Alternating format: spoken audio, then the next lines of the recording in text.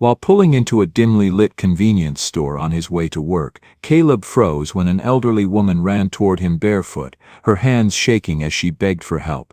She clung to his jacket and whispered, "Please don't let them find me." Every instinct told Caleb to walk away, but when he saw the bruises and the fear in her clear eyes, he couldn't. He hid her for the night, gave her food and safety.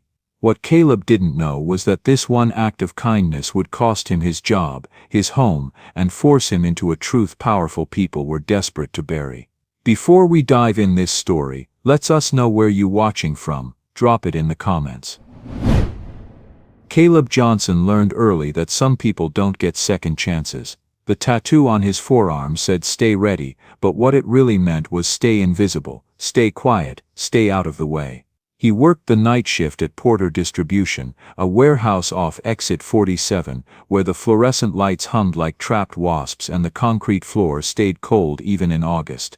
Third shift paid an extra $20 per hour, which meant he could make rent and still have enough left over for his brother Marcus's medication. Marcus was 16, diagnosed with type 1 diabetes 2 years ago, right after their mother passed. The insulin alone cost $240 a month even with the discount card from the clinic. Caleb kept the receipts in a shoebox under his bed, organized by date, like somehow that would prove he was doing everything right.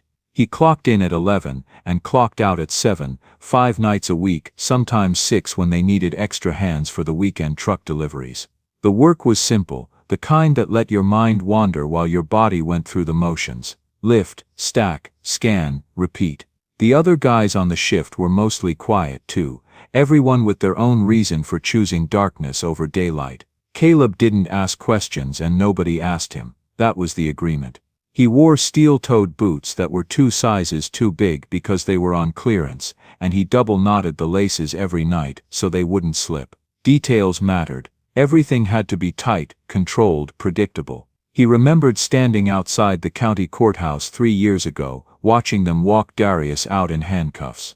Darius had been 2 years ahead of him in school, played point guard, had a scholarship offer from a D2 school in Pennsylvania. Smart kid, good kid. The kind who helped his grandmother carry groceries and always said yes ma'am, and no sir, but Darius had been walking home from his cousin's house one night. Cut through the parking lot behind the check-cashing place, and 2 cops saw him. They said he matched a description. They said he ran. Darius said he was just walking fast because it was cold. It didn't matter. 6 months later he was gone. Lost the scholarship, lost everything. Caleb had gone to the sentencing hearing, sat in the back row, listened to the judge talk about choices and consequences. He'd walked out of that courthouse with a knot in his stomach that never fully went away. That knot was still there now, 3 years later, sitting just below his ribs like a stone he'd swallowed, so Caleb followed the rules. All of them. He kept his head down, didn't talk back, didn't make waves.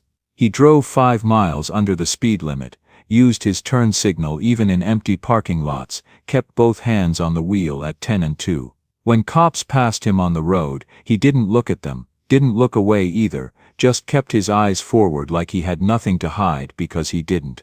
His car was registered, his license was current, his insurance was paid, everything was in order, everything had to be. Because for people like him, one mistake wasn't just a mistake, it was a door slamming shut, it was the end of the line. Marcus didn't fully understand it yet, still had that teenage invincibility, that belief that the world was fair if you just played by the rules. Caleb didn't have the heart to tell him the truth, so he just worked. He worked and he saved and he made sure the lights stayed on and the insulin stayed cold in the fridge. That was the deal he'd made with himself, after their mother died.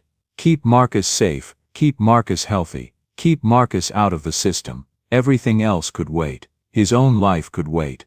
He was 28 years old and he felt 50. But that was fine, that was the price. The warehouse manager, a guy named Pete with a beer gut and a faded Marines tattoo, once asked him if he ever thought about going back to school, maybe getting into logistics management. Caleb had smiled, said maybe someday, but he knew the truth. There was no someday. There was only tonight, and tomorrow night, and the night after that.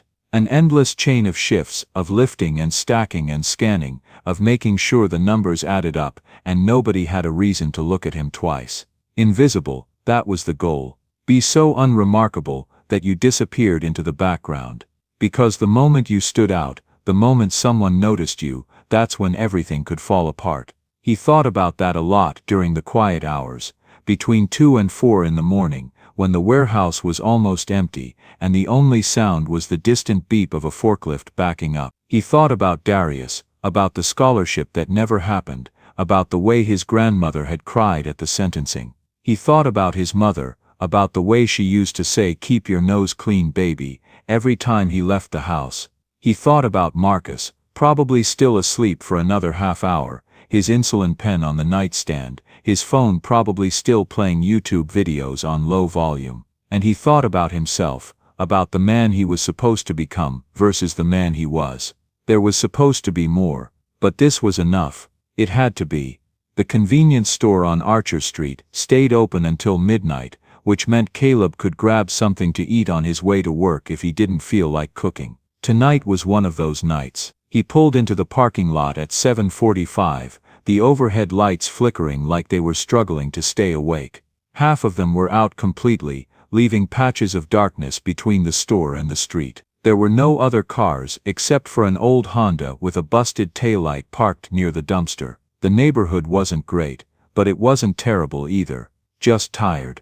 Run down. The kind of place where nothing much happened, but nothing felt quite safe either. He went inside, nodded at the clerk behind the bulletproof glass, grabbed a turkey sandwich and a bottle of water. The clerk was watching something on his phone, barely looked up. Caleb paid in cash, exact change, took his receipt even though he didn't need it. Habit. When he pushed back through the door, the cold air hit him like a slap.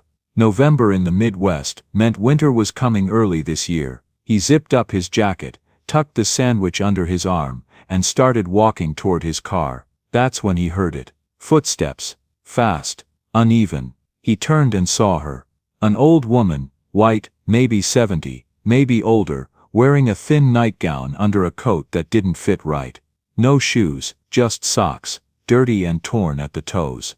She was running toward him, or trying to, her breath coming out in short gasps, her hands reaching out like she was drowning, and then she grabbed him. Her fingers wrapped around his jacket sleeve, cold and shaking, and she pulled herself close, so close he could smell the soap on her skin and the fear in her sweat.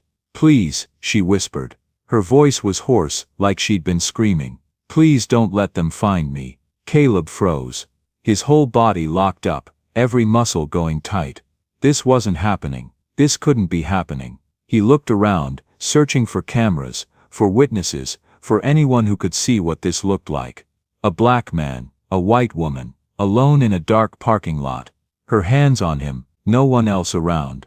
His mind started running through scenarios, each one worse than the last. Someone would see this. Someone would call the cops.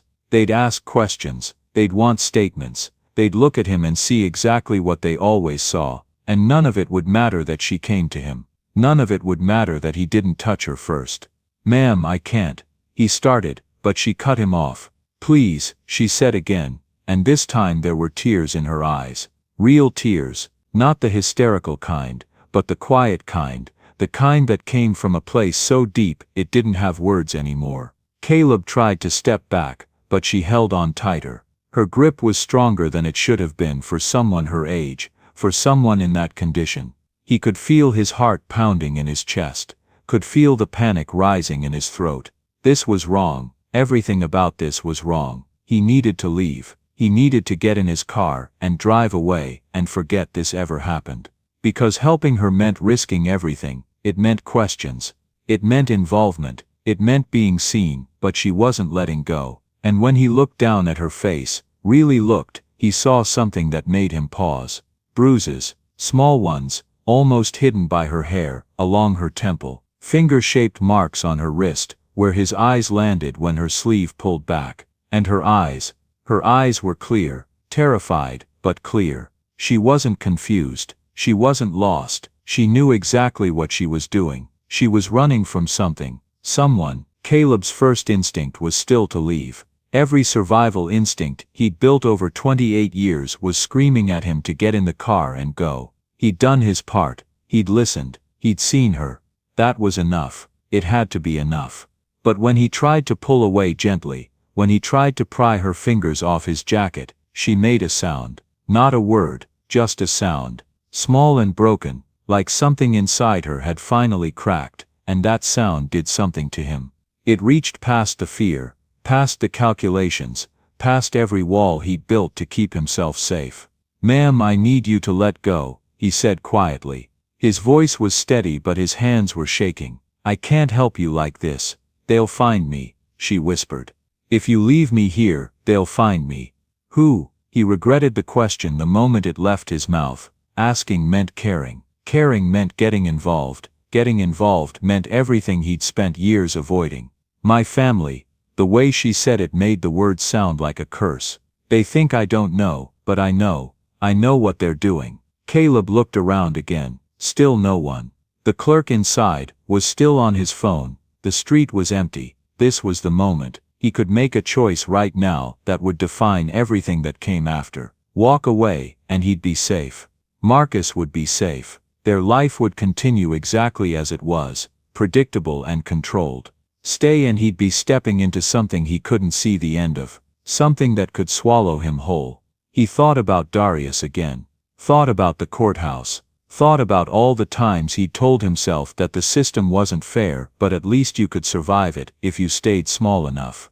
And he thought about his mother, about the way she used to volunteer at the church soup kitchen every Sunday, about the way she'd bring home leftovers and give them to the homeless guy who slept behind the library. She never had much, but she always shared what she had. She used to say that kindness wasn't about having enough, it was about recognizing when someone had less. Caleb had inherited a lot from her. Her eyes, her stubborn streak, her bad knees. But somewhere along the way, he'd lost the kindness. Or maybe he'd just buried it under so many layers of fear that he'd forgotten it was there. "Please," the woman said one more time. And that was it. That was the moment the decision made itself. "Okay," Caleb said. He said it quietly, like saying it too loud would make it more real. "Okay, but we can't stay here." Relief flooded her face, so pure and desperate it almost hurt to look at. She nodded, still holding on to him like he was the only solid thing in a world that had turned to water. Caleb's mind was already racing ahead, trying to figure out logistics. He couldn't take her home. Marcus would have questions, the neighbors would see, everyone would see, and if anyone asked later, if the police got involved, having her in his apartment would look like kidnapping. It would look like something he couldn't explain away. He needed somewhere neutral. Somewhere quiet. Somewhere no one would think to look. The storage unit. He still had the one his mother rented years ago, the one with all her old furniture and boxes of photos he couldn't bear to throw away. It was paid up for another 6 months, climate-controlled, relatively clean. It wasn't home, but it was shelter. It would work for tonight. Just tonight. He'd figure out the rest tomorrow. "I have a place," he said. "It's not far. But you have to trust me." She nodded again. Her grip loosened slightly, but she didn't let go completely. Caleb walked her to his car, opened the passenger door, helped her inside. She moved slowly, like her body hurt, like every step took effort.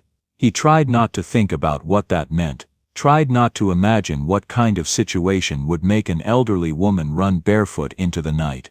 Once she was settled, he closed the door gently and walked around to the driver's side. His hands were still shaking when he put the key in the ignition. The drive to the storage facility took 12 minutes. Caleb drove exactly the speed limit, checked his mirrors every few seconds, used his turn signal at every intersection. The woman sat beside him in silence, staring out the window at the passing street lights. She'd stopped crying but her hands were folded in her lap. Fingers laced together so tightly, the knuckles had gone white. Caleb wanted to say something, wanted to fill the silence with reassurance, or questions, or anything that would make this feel less surreal. But he couldn't find the words. So he just drove. When they pulled into the storage facility parking lot, the security light by the gate was out. Perfect. Caleb used his access code to get through. drove to Unit 217, parked as close as he could. He got out first, checked to make sure no one was around, then opened her door. She took his hand when he offered it, her skin cold and papery against his palm. He unlocked the unit, and rolled up the metal door, the sound echoing in the empty corridor. Inside was exactly what he remembered. His mother's old couch, still wrapped in plastic, boxes stacked against the walls. A floor lamp that probably didn't work anymore. It smelled like dust and old fabric softener.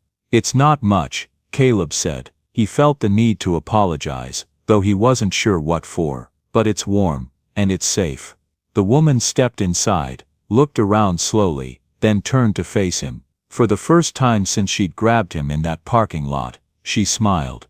It was small, barely there, but it was real. "Thank you," she said. Her voice was stronger now. Steadier. "You don't know what this means." Caleb nodded, not trusting himself to speak, because the truth was, he did know. He knew exactly what it meant. It meant he'd just crossed a line he couldn't uncross. It meant everything was different now. And somewhere deep down, beneath all the fear and doubt, there was a part of him that felt something he hadn't felt in years. Something that almost felt like hope. Caleb found an old blanket in one of the boxes, one his mother used to keep on the back of the couch for when she'd fall asleep watching her Sunday night shows. It still smelled faintly like her lavender lotion, that cheap kind from the drugstore she bought in bulk. He shook it out and draped it over the woman's shoulders. She pulled it tight around herself, her fingers gripping the edges like she was afraid it might disappear.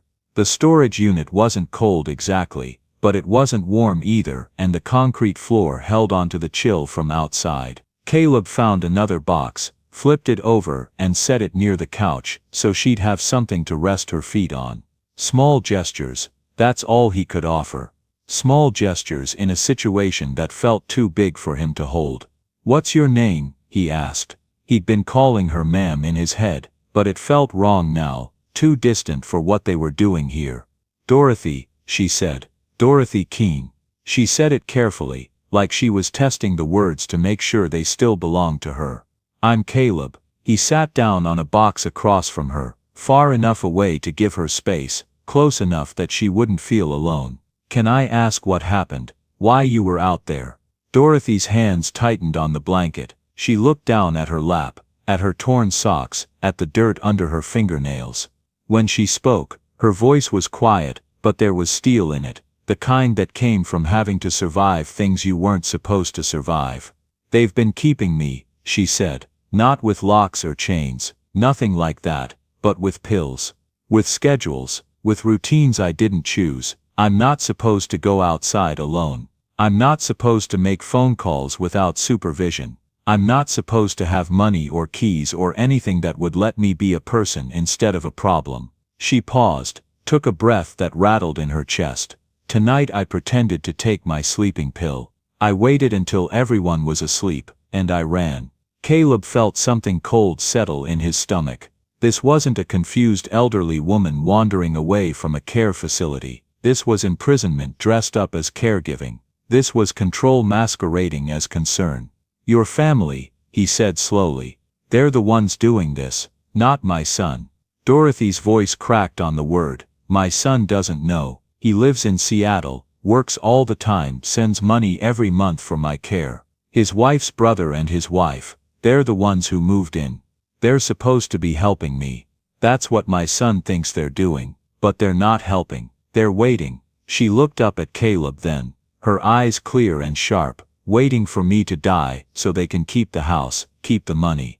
But I'm not dying fast enough for them. So they're helping me along, little by little, more pills, less food, more isolation. They think I don't notice, but I notice everything." Caleb didn't know what to say. This was so far outside his realm of experience, so far beyond anything he'd prepared for, that his mind struggled to find a foothold. He wanted to call the police, but what would he tell them? He wanted to call her son, but he didn't have a number. He wanted to fix this, but he didn't know how, so he did the only thing he could think of. He went back to his car and grabbed the turkey sandwich he'd bought, the one that was still sitting on the passenger seat where he'd left it. He brought it inside along with the bottle of water. "You should eat something," he said, offering it to her. Dorothy took the sandwich with trembling hands. She unwrapped it slowly, like she wasn't quite sure what to do with it.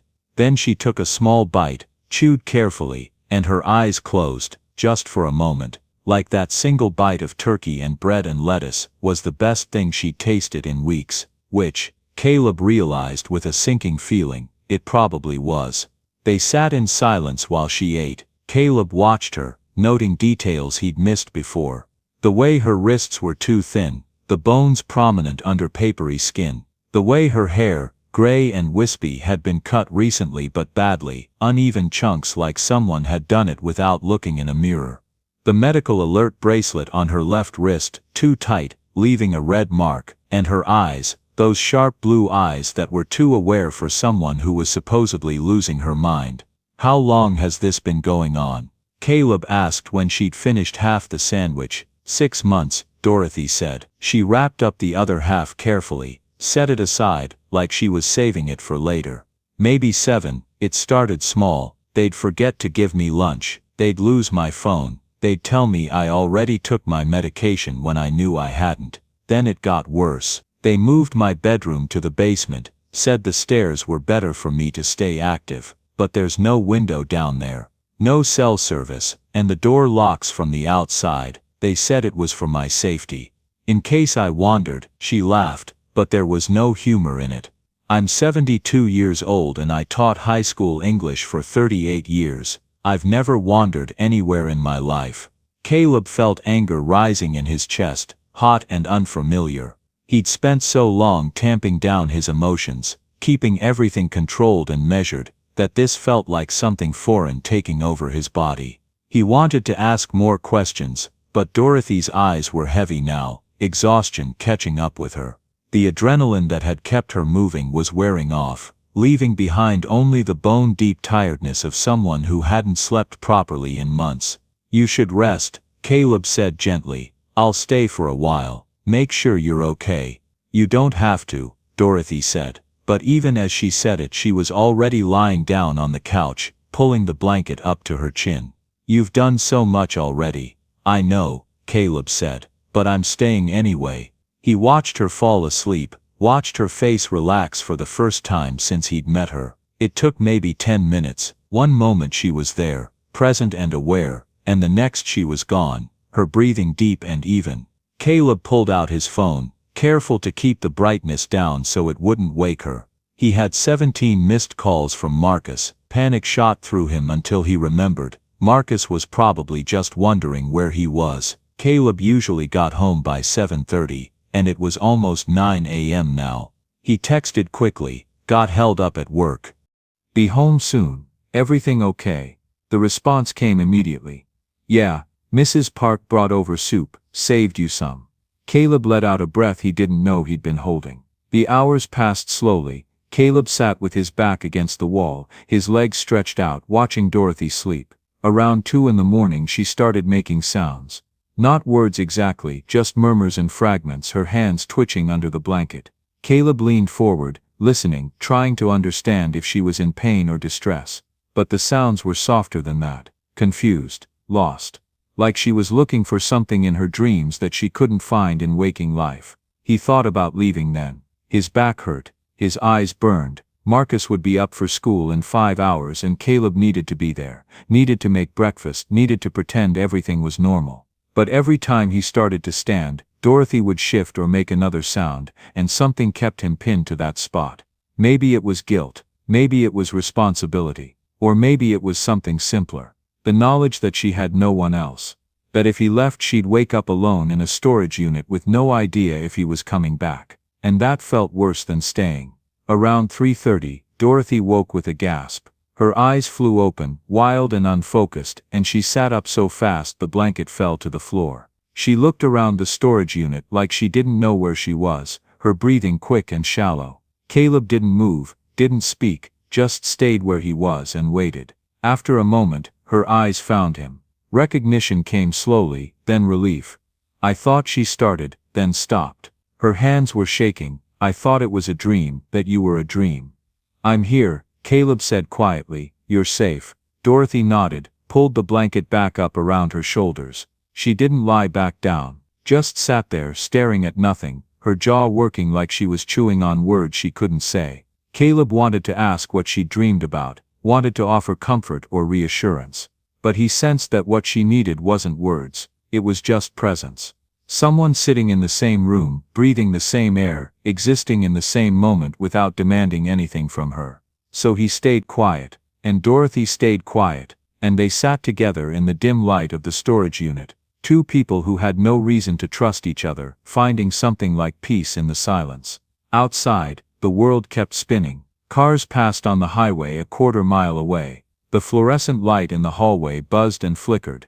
Somewhere a dog barked, then stopped. Normal sounds, normal life continuing while they existed in this strange pocket outside of time. Caleb checked his phone. 4:15. He needed to leave soon, needed to get a couple hours of sleep before Marcus woke up. But looking at Dorothy now, at the way she was holding herself together with visible effort, at the tremor in her hands that hadn't fully stopped, he made a different decision. He set an alarm for 6 a.m. just enough time to get home, shower, and be gone again before Marcus left for school. Then he settled back against the wall and closed his eyes.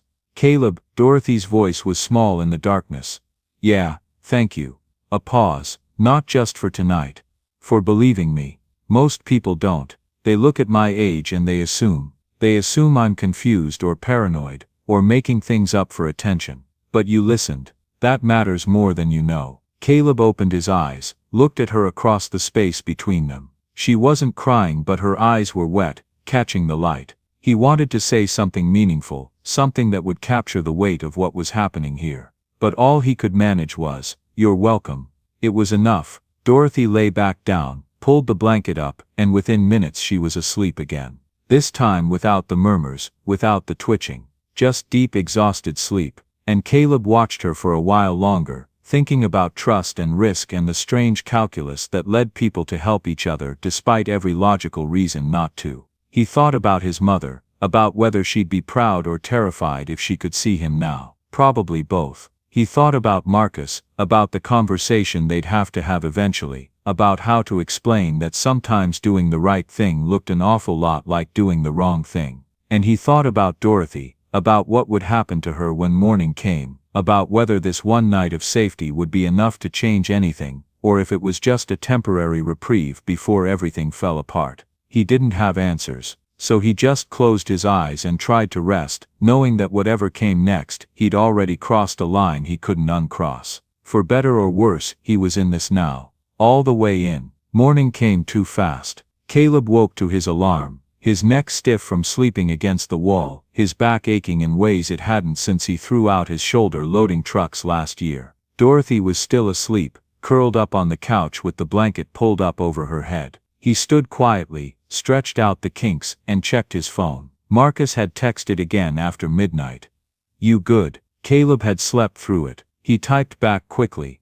"Yeah, sorry. Long night, see you later." He needed to leave, needed to get home before Marcus started asking questions he couldn't answer. But he couldn't just walk out without making sure Dorothy was set up for the day. He went to the 24-hour gas station 2 blocks away, bought a cheap prepaid phone, a box of granola bars, a gallon of water, and a package of baby wipes. Not much, but enough. When he got back to the storage unit, Dorothy was awake, sitting up on the couch with the blanket still wrapped around her shoulders. "Morning," Caleb said. He set the bag down on the floor. "Got you some supplies. I'll be back tonight after work. Just stay here, okay? Don't leave. Don't answer if anyone knocks." Dorothy nodded. She looked better in daylight, less ghost-like, though the bruises on her temple were more visible now, purple and yellow at the edges. Caleb tried not to stare at them, tried not to think about what else might be hidden under her clothes. "Thank you," Dorothy said, "for everything."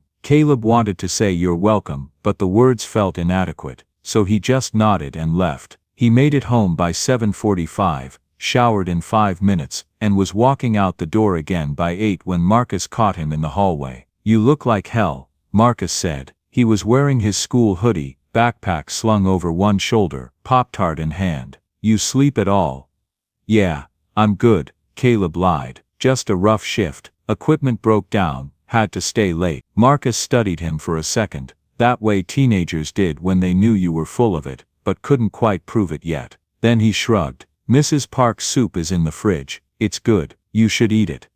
I will, Caleb said. You get to school. He watched Marcus head down the stairs, waited until he heard the front door close, then went back inside. He needed sleep, but his brain wouldn't shut off. Dorothy was in that storage unit right now, alone, probably scared. He should have asked more questions, should have gotten more information, should have figured out a real plan instead of just reacting. But he'd been so tired, so overwhelmed, that thinking clearly had felt impossible. Caleb sat down on the couch, pulled out his phone, and did something he knew he probably shouldn't. He Googled Dorothy's name. Dorothy Keene. Nothing came up at first, just a few old Facebook profiles and a mention in a church newsletter from 2019. Then he tried adding Seattle to the search, remembering she'd said her son lived there. Still nothing useful. He tried Dorothy Keene and technology on a hunch, and that's when things got interesting. The first result was a Forbes article from 3 years ago. Tech billionaire Michael Keene credits late mother's influence. Caleb clicked it, his stomach tightening as he read. Michael Keene, founder and CEO of Keene Industries, a software company worth somewhere north of $8 billion.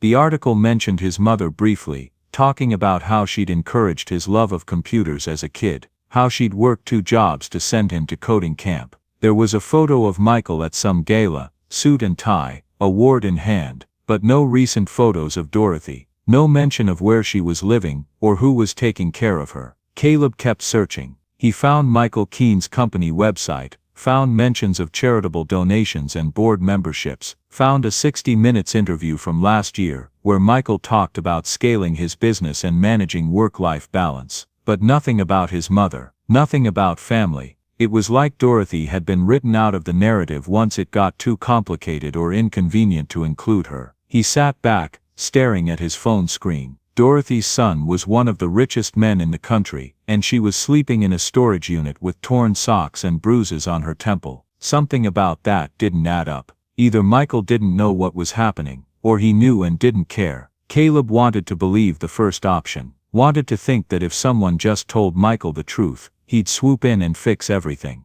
But part of him, the part that had watched too many people get abandoned by the systems meant to protect them, suspected it wasn't that simple. He looked at the time, 8:30. He had 12 hours before his shift started. He should sleep. His body was screaming for it. But instead he pulled up a notes app on his phone and started writing down everything Dorothy had told him. The basement room, the pills, the locked door, the isolation. He wrote it all down, dated it, saved it in 3 different places. Because if something happened to her, if they found her and took her back, at least there'd be a record. At least someone would know she'd tried to get help, that she'd told her story to someone who believed her. The act of writing it out made it more real somehow, made the danger more concrete. Dorothy wasn't just scared, she was running from people who had control over her entire life. People who had the power to make her disappear, to rewrite her story, to turn her into the confused old woman nobody listened to. And he'd put himself in the middle of that. He'd made himself visible to people who needed Dorothy to stay invisible. Caleb's hands were shaking when he set his phone down. Not from fear exactly, though there was plenty of that.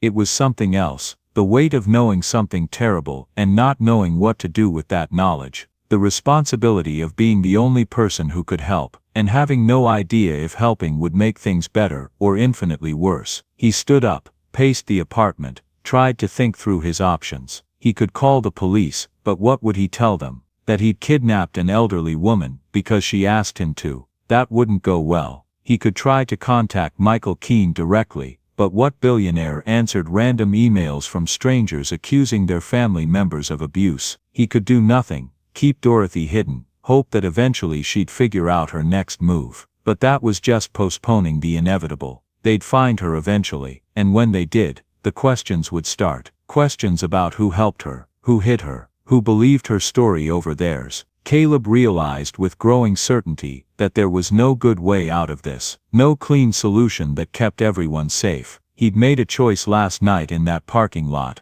and now he was living inside the consequences of that choice. The unknown, unfolding, impossible consequences. All he could do was try to protect Dorothy for as long as possible, and hope that somewhere along the way, the truth would be loud enough to matter. He looked at his phone one more time, at the notes he'd written, at Dorothy's name typed out in black text. Then he turned off his phone, set it on the table, and forced himself to lie down. Sleep wouldn't come easy, but he needed to try, because tonight he'd go back to that storage unit. He'd check on Dorothy, and he'd figure out the next step. One day at a time. That was all he could manage. One day at a time. Caleb didn't go back to the storage unit that evening. He couldn't. Not with a social worker calling him. Not with the possibility that Dorothy's location was being tracked. Instead, he went to work early, clocked in for an overtime shift he didn't need, and tried to think clearly through the fog of panic that had settled over his brain. He texted Dorothy on the prepaid phone he'd bought her that morning, told her to turn off her phone if she had one,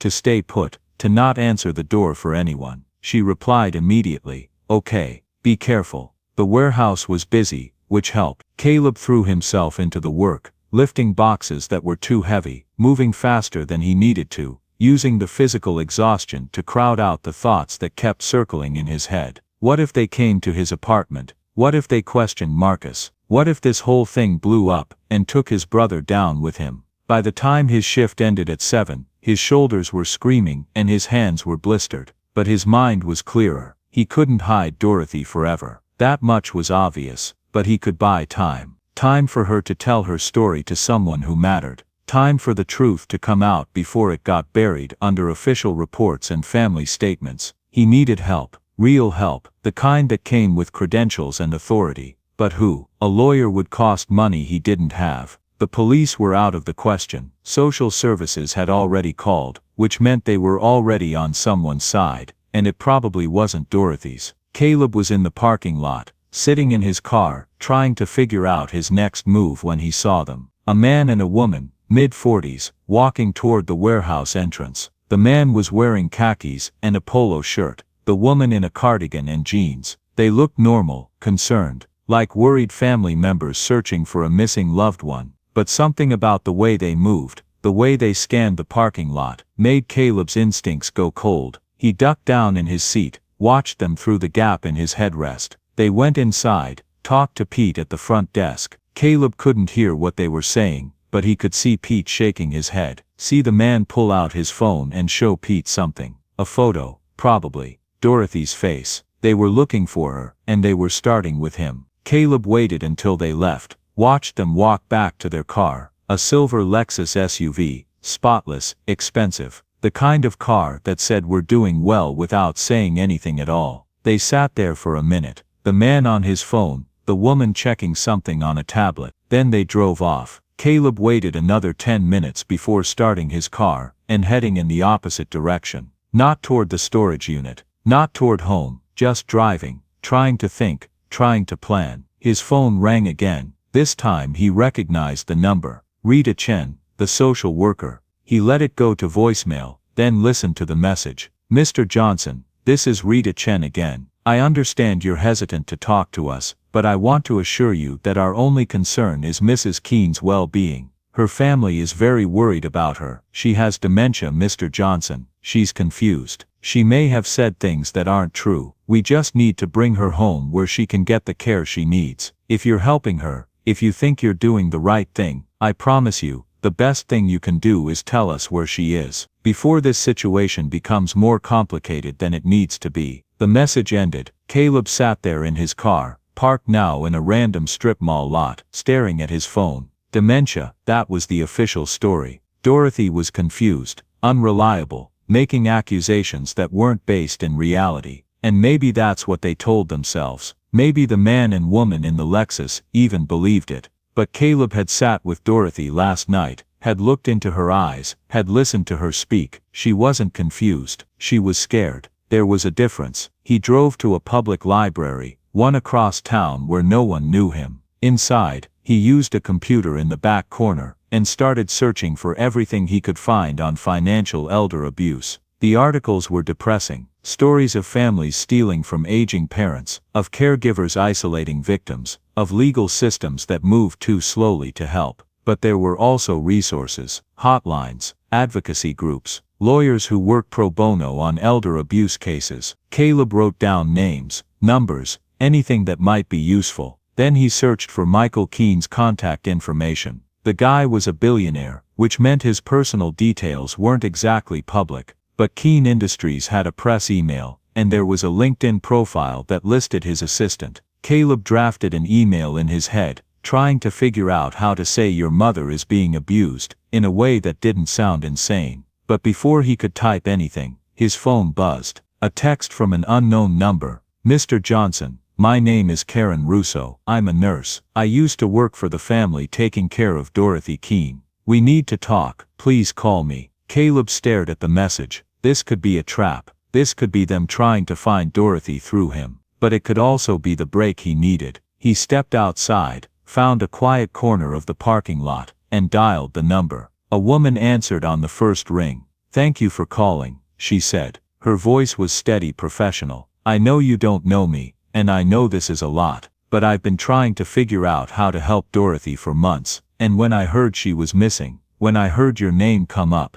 I thought maybe you were trying to help too. How did you get my number? Caleb asked. I still have contacts at the house. Someone saw you on a security camera at a gas station near the storage facility where Dorothy's tracker signal went dead. They're looking for you, Mr. Johnson. They're going to find you, and when they do, they're going to make this about you, not about what they've been doing to her. Caleb felt the world tilt slightly. What have they been doing to her? Karen was quiet for a moment. When she spoke again, her voice was harder. Everything Dorothy told you is true. The pills, the isolation, the control. I quit 3 months ago because I couldn't be part of it anymore. But I didn't have proof. I didn't have anything that would hold up in court. They're careful. They document everything, make themselves look like devoted caregivers. But I saw what I saw, and I believe Dorothy. If you're helping her, if you have her somewhere safe, you need to know that they're not going to stop. They can't afford to. Why are you telling me this? Caleb asked. Because someone needs to, Karen said simply.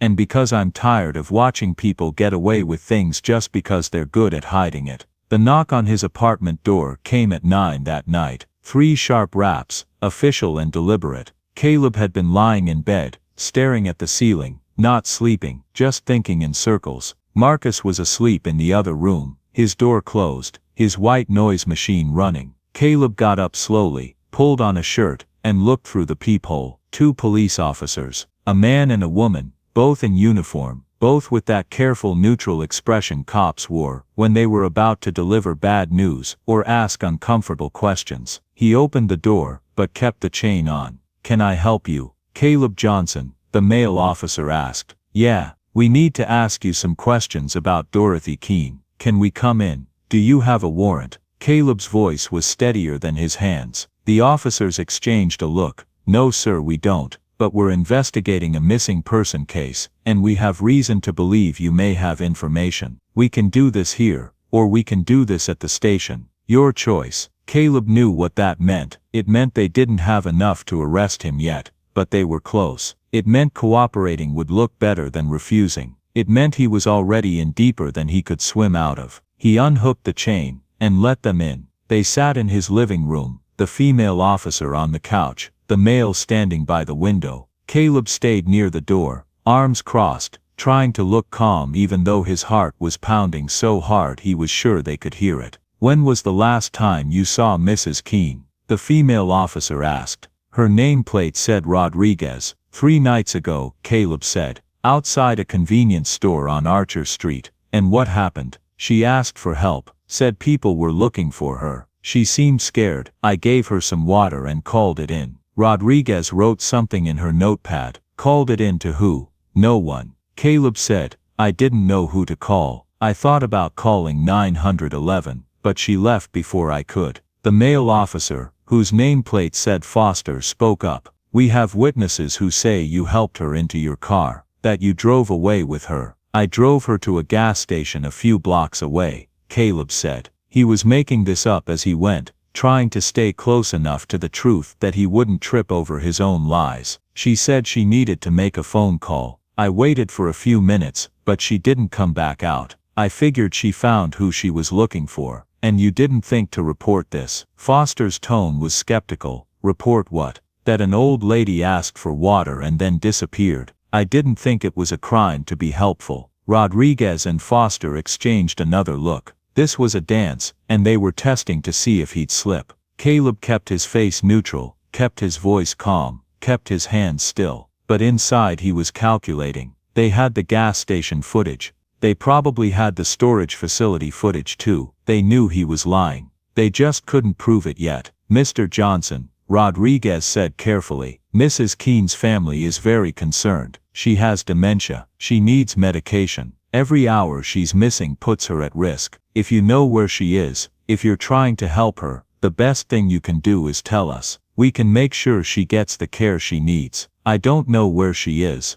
Caleb said. It was technically true. He didn't know where she was right this second. She could have left the storage unit. She could have been found already. He told her to stay put, but she didn't owe him that. Foster stepped closer. Here's what I think happened. I think you saw an elderly woman in distress. I think you wanted to help, and maybe she told you some things, made some accusations about her family, and maybe you believed her. But Mr. Johnson, you need to understand something. Helping someone against their family's wishes, keeping them hidden, that's not help, that's kidnapping. And when we find her, and we will, you're going to be facing charges that will change your life. Is that what you want? Caleb felt something cold slide down his spine. He thought about Marcus, asleep 20 feet. He thought about his job, his apartment, his parole officer he didn't have but felt like he should, given how carefully he lived his life. He thought about everything he'd worked to build, fragile as it was, and how easily it could all come apart. I don't know where she is, he repeated, and I think I'd like you to leave now. The officers stood. Rodriguez handed him a card. If you change your mind, or if you remember anything else, give us a call, day or night. They left. Caleb locked the door behind them, fastened the chain, and stood there for a long moment, his forehead pressed against the wood. His hands were shaking now, the adrenaline finally catching up. From the hallway, he heard Marcus's door open. Who was that? Marcus's voice was thick with sleep. Wrong address, Caleb said, without turning around. Go back to bed. Marcus didn't move. You're lying. Caleb turned. Marcus was standing in his doorway, wearing basketball shorts and an old t-shirt, his hair sticking up on one side. He looked young in the dim light. Younger than 16, young enough that Caleb still felt like he needed to protect him from everything. I'm handling it, Caleb said. Handling what? Marcus's voice was sharper now, more awake. Cops don't show up at night, because of wrong address. What's going on?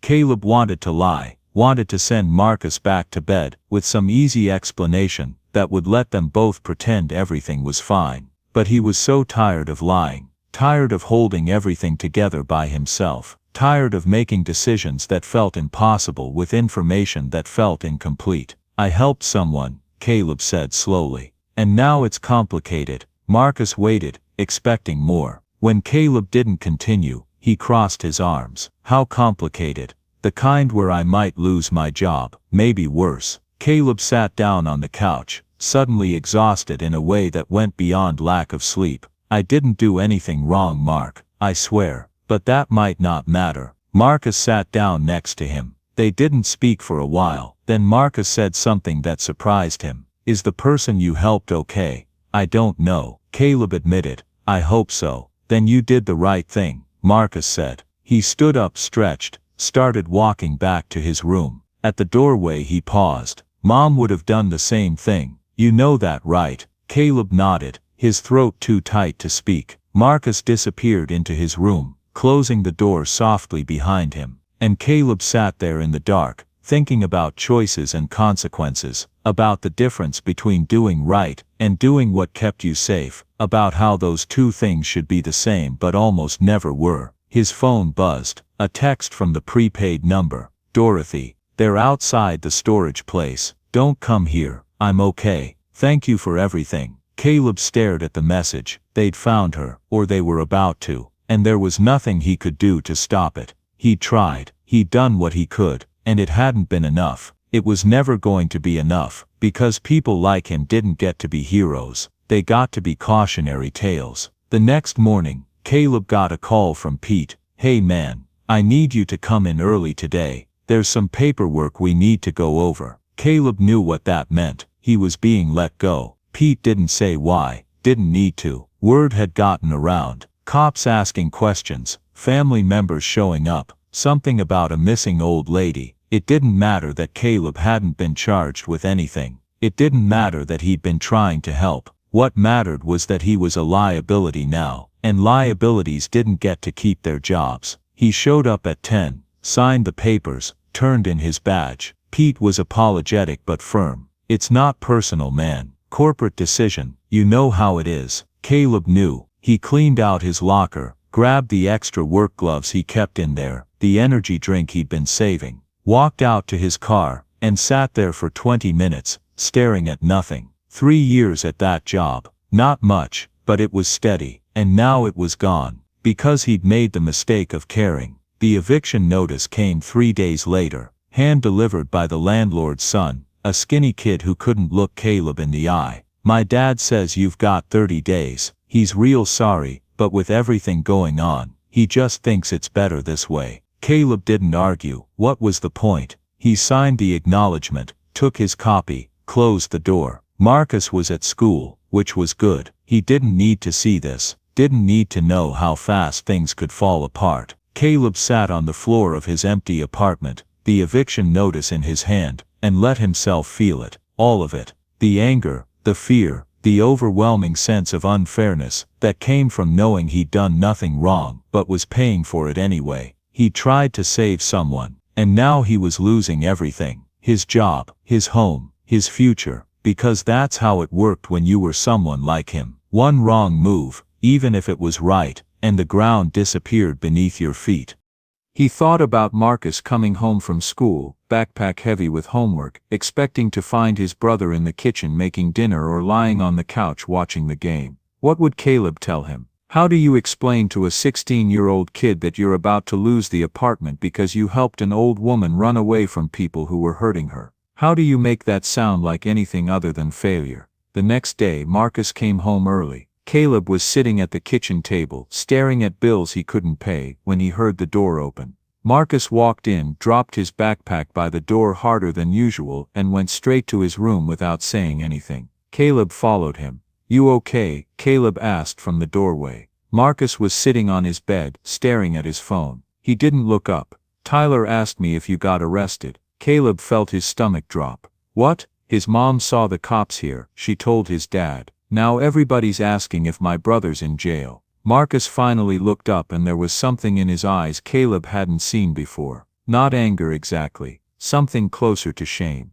"I told them no. I told them you didn't do anything, but they didn't believe me." Caleb wanted to say something, wanted to fix this, wanted to protect Marcus from the fallout of choices he'd made alone. But there was nothing to say that would make this better, so he just stood there, useless, while his little brother dealt with the consequences of his attempt at being good. "I'm sorry," Caleb said finally. It was inadequate, but it was all he had.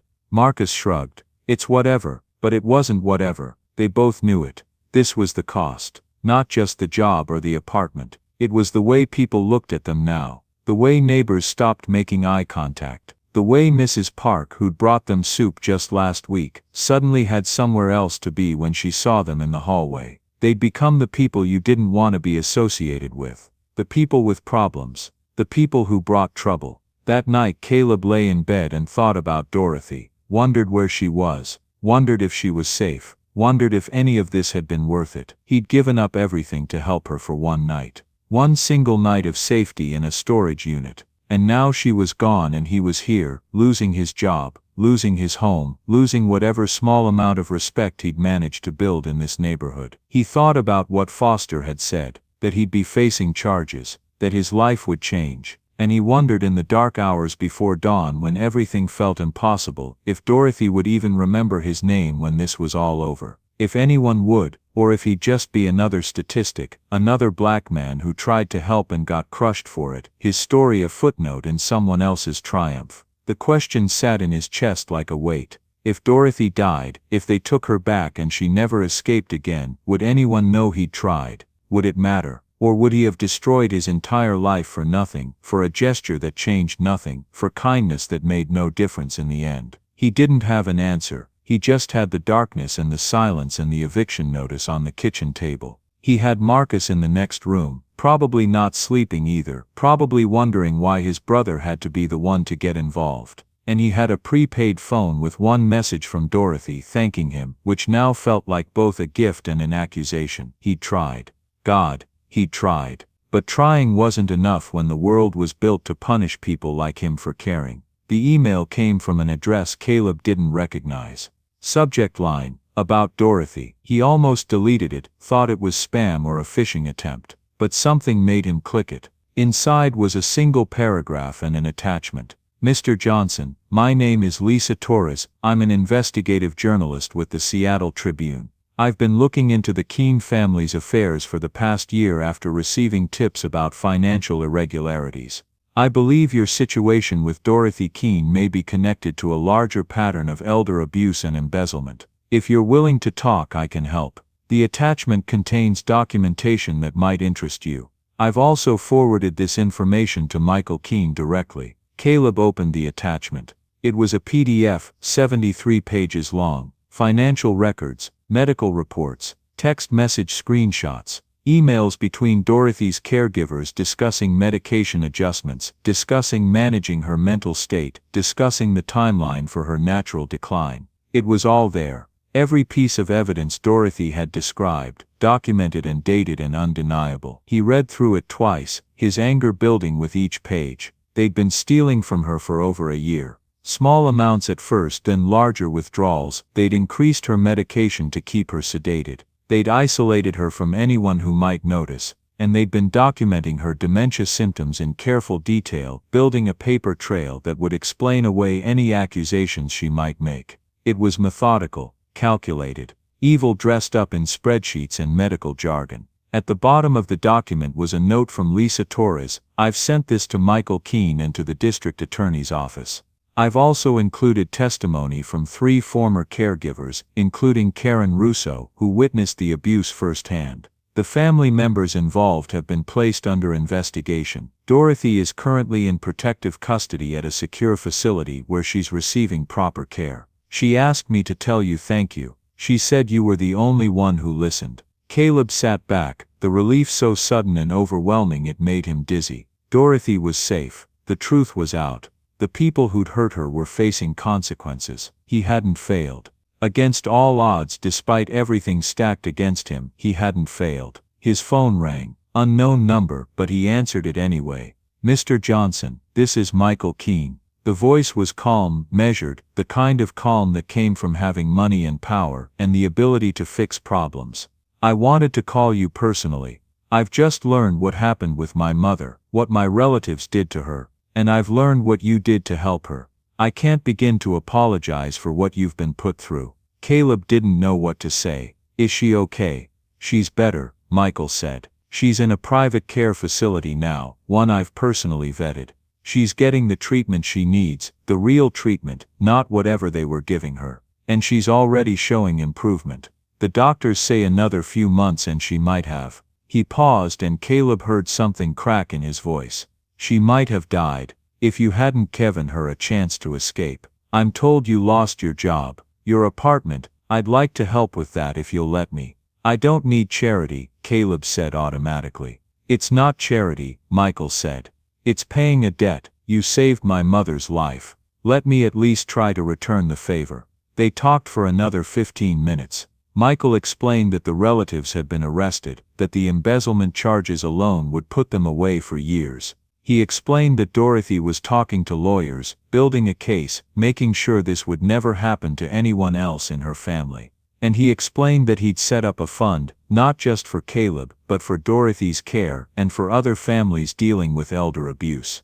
I should have been there, Michael said quietly. I should have noticed. I was so focused on my work on building the company that I trusted the wrong people. That's on me. But you, Mr. Johnson, you didn't have to do anything. You could have walked away. Most people would have. Thank you for not being most people. After the call ended, Caleb sat in his apartment, the eviction notice still on the floor where he'd left it, and let himself breathe. Really breathe. For the first time in weeks the knot in his stomach loosened. He'd done it. He'd helped someone who needed it, and somehow, against all odds, it had worked out. 3 months later, Caleb stood outside a different warehouse, this one cleaner, better lit, with a benefits package that included health insurance and a 401k. The job paid $3 more an hour than his old one. It wasn't a miracle, it was just work, but it was better work, and that counted for something. Michael Keene had made some calls, opened some doors, but Caleb had walked through them himself. Had interviewed, had shown up on time, had proven he was worth hiring. The help got him in the door, he'd earned everything that came after. Marcus had taken it all in stride, the way teenagers did, adaptable and resilient in ways adults forgot how to be. They'd moved into a new apartment, a little bigger than the old one, in a neighborhood with better schools. Marcus was doing well, making friends, even talking about college maybe. Caleb didn't let himself think too far ahead, didn't let himself imagine all the ways things could still go wrong. He just focused on today. Tomorrow would come whether he worried about it or not. He'd visited Dorothy once, at the care facility Michael had set up for her. She'd looked different, healthier, her eyes bright and sharp. They'd sat in the garden, surrounded by flowers she'd told him the names of, Latin terms he couldn't pronounce. She'd thanked him again, held his hand with her papery fingers, and told him something he'd never forget. "You know what the hardest part was," she'd said. "Not the abuse, not the stealing, it was the invisibility. They made me invisible, made my voice not matter, made my experience not real. And you, Caleb, you saw me. You listened. That's all anyone wants really, to be seen." Caleb thought about that a lot, about how simple it was, being seen, about how hard it was to do when being seen meant risk, meant vulnerability, meant putting yourself in harm's way for someone else's benefit. He'd done it once and it had nearly cost him everything, but it had also given him something he didn't know he was missing. Purpose, the sense that his life mattered beyond just surviving. He didn't think of himself as a hero. Heroes were people in movies, people with powers and resources, and the luxury of always knowing the right thing to do. He was just a guy who'd made a choice, a hard choice, a choice that could have gone wrong in 1,000 different ways. But for once, for one moment, he hadn't walked away. He hadn't told himself it wasn't his problem. He'd stood there in that parking lot, with an old woman's hands gripping his jacket, and he'd said okay. That was all, just okay. Marcus asked him once, a few weeks after everything settled down, if he'd do it again. If he knew how hard it would be, how much he'd lose, would he still help Dorothy? Caleb had thought about it, really thought, because he owed Marcus an honest answer. "Yeah," he'd said finally, "I would, even knowing you might lose everything." "Especially then," Caleb said, "because if I'd walked away, if I'd left her there, I wouldn't have lost my job or my apartment. I would have lost something worse. I would have lost the part of me that still believes people are worth the risk." He thought about his mother sometimes, wondered what she'd say if she could see him now. Probably she'd tell him he was crazy for getting involved, for putting himself in danger, for risking Marcus's stability. But then she'd hug him, hold him tight the way she used to when he was small, and she'd whisper that she was proud. That's what he told himself anyway, that somewhere somehow she knew he'd tried. He tried to be the kind of person who didn't turn away when someone needed help. And that was enough. It had to be. The warehouse manager called his name, pulled him back to the present. Time to start his shift. Caleb grabbed his work gloves, headed inside, ready for another night of lifting and stacking and scanning. Simple work, honest work. But now when he did it, there was something different behind it. Not pride exactly, but close. The knowledge that he'd stood at a crossroads and chosen the harder path, and it had hurt. God, it had hurt, but he'd survived it. He'd come out the other side still himself, still whole, still capable of caring. That night, as he loaded boxes onto pallets, his phone buzzed with a text from an unknown number. He almost ignored it, then recognized the area code. Seattle. He opened it. "Hi Caleb, it's Dorothy. Michael helped me get a new phone. I wanted to let you know I'm doing well. I'm writing a book about my experience. The publisher thinks it could help other families recognize the warning signs. I told them the book wouldn't exist without you. Thank you for not walking away. Thank you for seeing me. I hope life is treating you kindly. You deserve it." Caleb read it twice, then saved it in a folder he'd labeled important. He didn't reply, didn't know what to say that wouldn't sound inadequate. But he felt something shift inside him, something that had been tight and wound up for so long he'd forgotten it was there. It felt like peace, or maybe just the absence of constant fear. Either way it was good. He finished his shift, clocked out at dawn, drove home through streets that were just starting to wake up.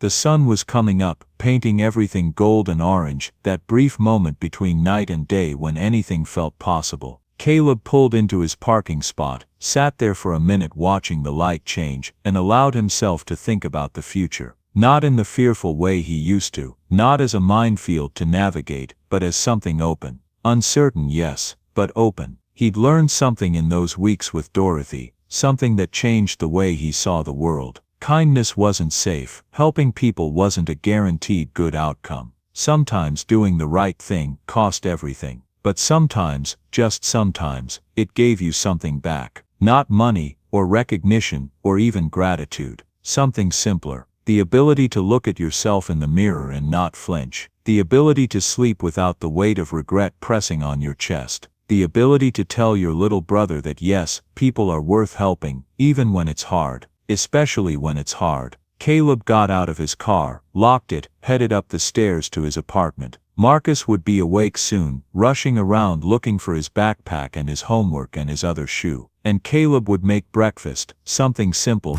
eggs and toast maybe. And they'd eat together before Marcus left for school, and Caleb went to sleep, and it would be normal. Beautifully, blessedly normal, the kind of normal he'd almost lost but had fought to keep. And if another Dorothy appeared, if another person needed help and all logic said to walk away, what would he do? Caleb didn't know for sure, but he liked to think he'd learned something. He liked to think that the next time someone grabbed his sleeve in a parking lot, looked at him with desperate eyes, and asked him not to turn away, he'd remember this. All of it. The fear and the loss and the impossible weight of trying to do right in a world that punished you for it. And he'd remember that he'd survived, that Dorothy had survived, that sometimes, against all odds, caring about someone else was enough to change everything. He'd remember that being invisible was safe but being seen was human. And at the end of the day, being human mattered more than being safe. So yeah, he'd help. He'd always help. Because that's what his mother had taught him, what Dorothy had reminded him, what he was trying to teach Marcus. You don't walk away, not when it matters, not when someone's life hangs in the balance. You stay, you fight. You do whatever you can with whatever you have, and you hope it's enough. Most of the time it won't be, but sometimes, just sometimes, it will be exactly what was needed. And that possibility, slim as it was, made everything worth it. Join us to share meaningful stories by hitting the like and subscribe buttons. Don't forget to turn on the notification bell to start your day with profound lessons and heartfelt empathy.